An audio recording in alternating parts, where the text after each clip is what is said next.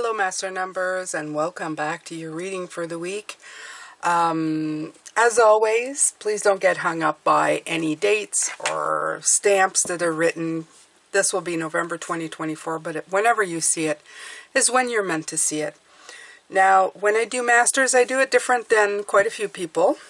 I believe your master number just means that you came here with a higher spiritual calling.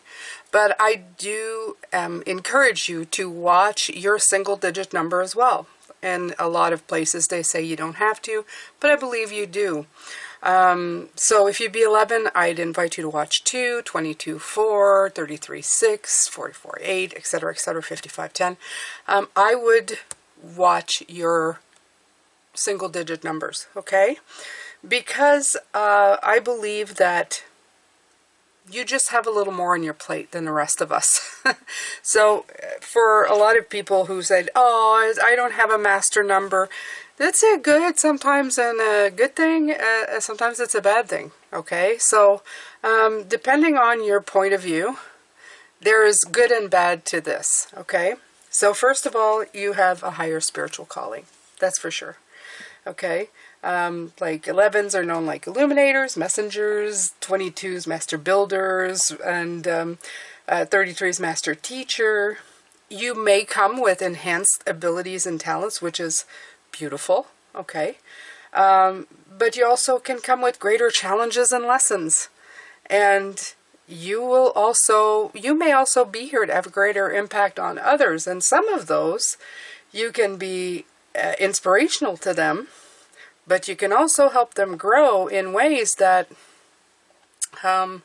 sometimes is interesting. I have a few people in my life who are master numbers who cause me quite a bit of problems. But through them being in my life, I had major growth spurts. So don't take it as a bad thing. Just take it as what it is. Okay? Now, all right, so you will have personal and spiritual growth as well. You'll have a lot of responsibility and potential that comes with it. And let's just take a look at what you have this week, what's going on, okay? So I usually pull cards as a responsibility for you. Like, what are you responsible for this week, okay? For yourself and others. There's a lot of that in the single digit numbers if you've been looking. Okay. Yeah. It's been kind of a tough week, I feel, that people are kind of having to redirect. And maybe it's just the month. So let's just take it individually. This is very much somebody who's a loner, okay? I won, I'm the top dog, here I am with 3 swords while 2 people are walking away. I win, but do you really win? So this card calls about being the winner in a lost battle. But are you really? Are you really when you're alone? Okay? When you're left alone, but the victor, did you really win anything at all? And that's what I always think with the 5. I feel the 5 is that double-edged sword of, did I really win anything? Especially when, it's almost like, did you prove anything right? Was anything gained by this other than wisdom and lesson? And the 3 of Pentacles is talking about working together is better. And I feel that that's a direct opposite of these, right? You have 3 figures, 2 of them are, they're all walking away from each other, and this one they're working together. So I feel that's really the message. Not only working together, you have another 3 coming in here, and it's talking about reconnecting. Not only working, but reconnecting. And that's where the true resources lie with the King of Pentacles. So this week, for all the single digit numbers, and for everybody on the planet, and as a master number, you're like, the guru looking at this. Whether you realize it or not, you're very much an integral part of all of this happening. And you're contributing in one way or another to this growth and lesson and wisdom. Okay? So to be aware of it for me as a master number, is the best thing that can happen to you, to be aware of the energies. Helping people go from by themselves to a team to a connection for resources. So that's what we're looking, or that's what you're looking at this week in helping, okay, yourself and others grow. So in every situation where you feel conflict or see problems, you may be wondering, how is this separating people instead of connecting people? And I think that would be the big message here. Including yourself, by the way. So Queen of Swords, yeah, a lot of thinking, a lot of like, how's this bringing stability, not instability, okay? Instability, I should say.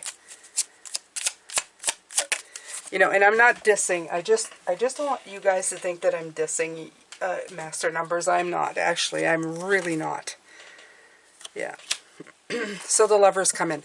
I'm really not. I'm just saying that sometimes I've heard through, you know, different readings, you know, master numbers, they act like, ooh, you know, like you should be on a throne or something. And I always think that's a little weird, because I think as master numbers, you have a lot of responsibility. As a 5, the 5s that I have, they're painful sometimes, but there's a great blessing. So I feel sometimes as a 5, I'm burdened by all the 5s, the minor arcana, the 5s, because they're very hard cards. But I'm also blessed because I get to experience a lot of lessons and a lot of enlightenment and empowerment that I can then share with others. And yes, it's tiring to keep having to learn and keep sharing and learning more and sharing all the time. It's almost like sometimes you don't feel like you have a break. And I feel a great responsibility that comes with it. So I feel the same way about master numbers, that regardless of whether you know what the contract was with the people that you are living with were, there's some great responsibilities to shoulder. So it's a blessing, but it's a great burden of responsibility as well. Okay, that's all I mean when I'm saying that. So here I'm saying the Queen of Swords. Okay, Queen of Swords. She's a very great critical thinker, and I think this is what's coming. This critical thinking. Alone is not as good as together. You know, it's that I'm putting things together. The Emperor is saying stability is togetherness, right? The 3 and 3 that makes the 6, the Lovers, which is a harmonious partnership coming in to bring in resources. So that's absolutely what's coming in here. That's what you're going to be observing and working on and helping others with, and yourself, okay? All right, so we're just going to pull out a few cards from advice from Spirit on this, my masters, and then we're going to call it a day. You have the Queen of Pentacles, so you have the pair, you have the King and the Queen, showing both energies, the masculine and the feminine. You have the Ace of Wands, showing inspiration. You have the 10, beautiful, of Pentacles, showing abundance. So